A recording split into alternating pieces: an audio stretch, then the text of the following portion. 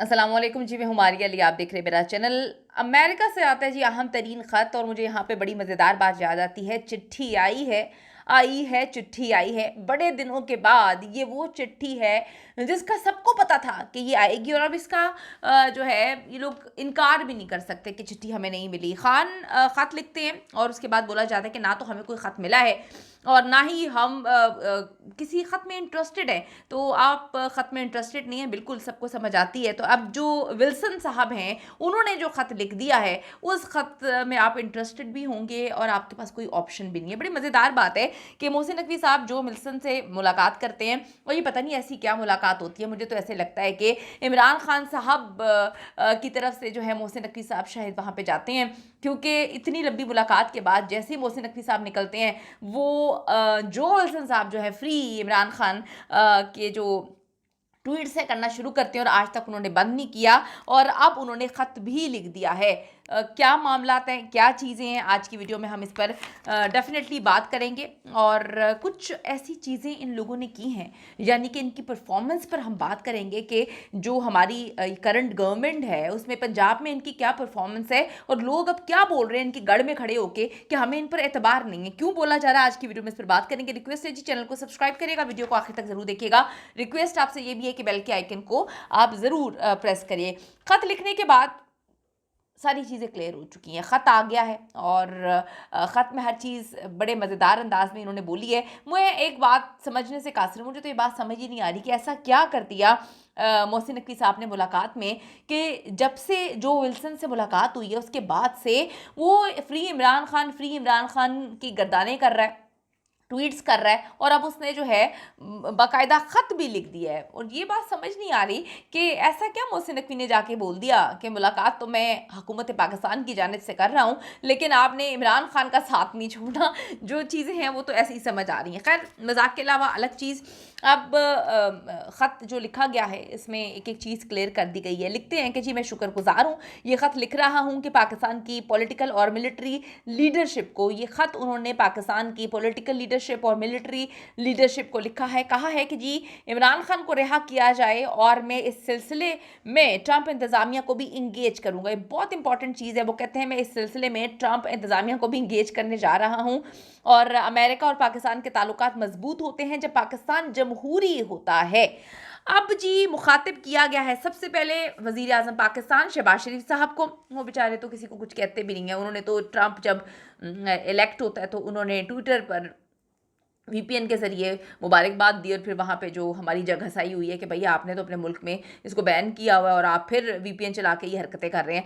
अब फिर सदर पाकिस्तान यानी कि जरदारी साहब को दूसरा नाम लिखा जाता है, और फिर chief of the army staff Asim Munir साहब को जो है वो इसमें लिखा जाता है। इन तीन लोगों को उन्होंने मेंशन किया हुआ बाकायदा, और लिखा है कि इमरान खान को रिहा किया जाए। बेइंसाफ़ी की बुनियाद पर इमरान खान को कैद में रखा गया है। मुझे बहुत सारे इख्तलाफात हैं, मुख्तलिफ मामलात में इमरान खान से इख्तलाफात हैं, लेकिन इमरान खान के साथ जो इस वक्त ज़्यादती हो रही है सियासी इंतकाम की वजह से, बेइंसाफ़ी की बुनियाद पर उनको जो है वो कैद रखा गया है। तकरीबन 1.5 साल हो गया है, और मैं कहती हूँ कि कहीं पर मैंने पढ़ा था कि वो आपके कहीं ना कहीं तो कुछ बहुत ही अचीवमेंट होगी कि आपका दुश्मन भी आपके हक में बोल रहा है।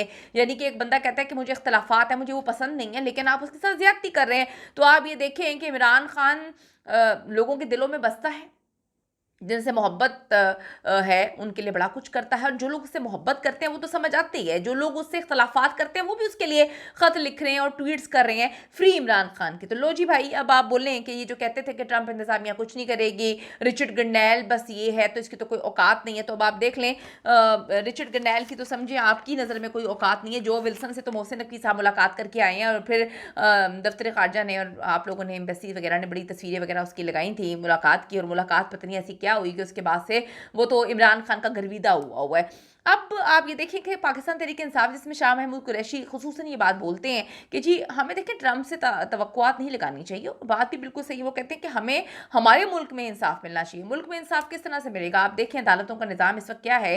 फॉर्म 47 की पैदावार ने इस वक्त 26वीं आईनी तरमीम करके मुल्क का, सिस्टम का, अदालतों का बेड़ा गर्क करके रख दिया है। इनको ये बात सारी ऐसी लगती है कि जी हम जो है ना वो हर चीज़ पे काबिज हो जाए। भाई आप काबिज हो गए, आपकी अपनी मर्जी, आप इस मुल्क में मुसल्लत गलत हो गए, आप अपनी मर्जी से सब कुछ कर रहे हैं, सब चीज़ें चला रहे हैं, लेकिन आपने मुल्क का बेड़ा गर्क कर दिया। खुद ही बैठ के आप लोग कहते रहते हैं, देखें जी नून लीग ने दूध की नहरें, शहद की नहरें जो है बह रही हैं, यहाँ पे तो किसी को किसी चीज़ की ज़रूरत ही नहीं है। गरीब गरीब से गरीब तर होता जा रहा है, वो बेचारा जो है रोटी पानी को तरस गया है, इतने बुरे हालात कर दिए हैं। यहाँ से पाकिस्तान से लोग भाग भाग के जो है रोज़गार के लिए डंकी लगा लगा के बेचारे जो हैं वो कश्तियों में बैठ के दूसरे ममालिक में जा रहे हैं कि यार इस मुल्क ने तो हमें मुकम्मल तौर पर तबाह कर दिया, इतनी महंगाई कर दी है, कहीं का नहीं छोड़ा। इतने बुरे हालात तो पाकिस्तान के कोरोना में नहीं थे जितने बुरे हालात जो है अब कर दिए इस गवर्नमेंट ने। अब यही बात शाह महमूद कुरैशी ने कहा है कि हमें तवक्कुआत नहीं लगानी चाहिए। आप ये देखें कि ये वो लोग हैं जिन्होंने प्रेस कॉन्फ्रेंसेस नहीं की थी, किस तरह से शाह महमूद कुरैशी को छोड़ दिया गया था, कहा गया कि तुम भी बाकियों की तरह प्रेस कॉन्फ्रेंस कर दो।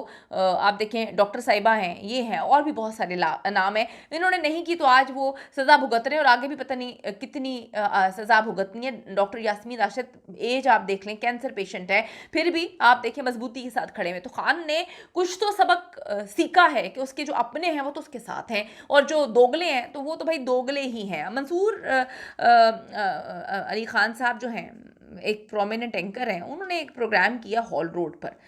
नवाज शरीफ साहब का हल्का है, अमूमन हमने हमेशा से देखा है कि कभी लाहौर गढ़ हुआ करता था नून लीग का, लेकिन फिर इमरान खान ने ये भी जो है इनसे छीन लिया। बड़े ये लोग कहते हैं कि हॉल रोड पर उन्होंने प्रोग्राम किया। हॉल रोड पर ताजिर बिरादरी है, पूरी पाकिस्तान से ताजिर बिरादरी वहाँ पर जो है उनकी दुकानें हैं, काम करते हैं। गढ़ अभी वहाँ पर नून लीग का ही है, क्योंकि जितने वहाँ पे ताजिर हैं या जितने लोग काम कर रहे हैं डेफिनेटली वो उनको सपोर्ट करते हैं। हल्का नवाज शरीफ का है और बड़ा पुराना हल्का है, तो वहाँ पर जी पूछा गया कैसी परफॉर्मेंस है इस हुकूमत की। फिर पंजाब गवर्नमेंट की मरीम साहिबा की जो है परफॉर्मेंस पूछी गई, जो ओवरऑल एनालिसिस किया गया, तो इनके तो खिलाफ, इनके गढ़ में इनके खिलाफ जो है वो लोग हैं, they are not satisfied, they are not happy.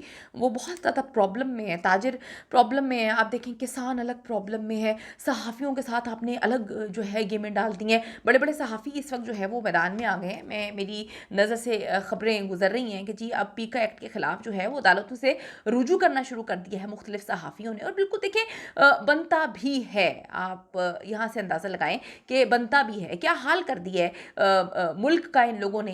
यकीन करें कि इन्होंने हर चीज़ पर अवाम का मुंह नोच लिया है, सहाफ़ियों का मुंह नोच लिया है। अब आप ये देखें कि एंकर्स एसोसिएशन ने भी पीका एक्ट तरमीम इस्लामाबाद हाईकोर्ट में चैलेंज कर दी है, और इसमें बड़े बड़े सहाफ़ी हैं जैसे कि senior anchor person Hamid Mir साहब है, नसीम ज़ारा है, अदनान हैदर है, अमीर अब्बास ने दरखास्त दायर की है, और सीनियर एंकर्स ने बायोमेट्रिक तस्दीक भी इसकी करवाई है। तो उन्होंने जी दरखास्त सदर इस्लामाबाद हाईकोर्ट बार रियासत अली आज़ाद और इमरान शफीक एडवोकेट के जरिए दायर की गई है, और इन्होंने कहा है कि जी पीका एक्ट में तरमीम को कलअदम करार देने की ये इस्तिता की गई है।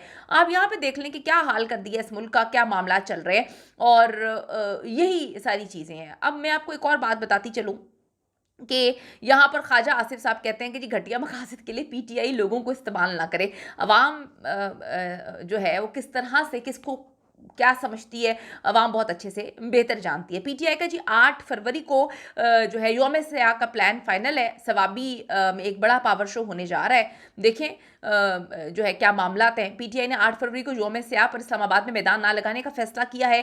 केपीके में बड़ा शो किया जाएगा, इस हवाले से पार्टी क़यादत ने रहनुमाओं को बता दिया है। तो क़यादत और कारकुनान लाहौर जलसे में शिरकत करेंगे, पंजाब की क़यादत और ये जो बाकी लोग हैं। देखें अब क्या होता है। ये जो बड़ा चिट्ठी आई है, ये चिट्ठी से इनकारी तो नहीं हो सकते ना अब, क्योंकि इमरान खान की चिट्ठी के हवाले से जेल सुप्रिटेंडेंट ने भी कह दिया कोई ख़त यहाँ से निकला नहीं है, पूरी दुनिया में फैल गया वो ख़त, लेकिन वहाँ से नहीं निकला। और फिर जो कहते हैं कि हमें नहीं मिला, वो अब उसकी अलग कहानी है। अल्लाह बेहतर जानता है किसको कब कहाँ पर क्या चीज़ मिलनी चाहिए, नहीं मिली। जो नहीं मिलना चाहिए वो मिलता रहता है। तो ये तो आने वाला वक्त ही बताएगा कि आप किसको क्या मिलने लगा है। कमेंट सेक्शन में जाके आप अपनी कीमती राय ज़रूर दीजिएगा। See you in the next video.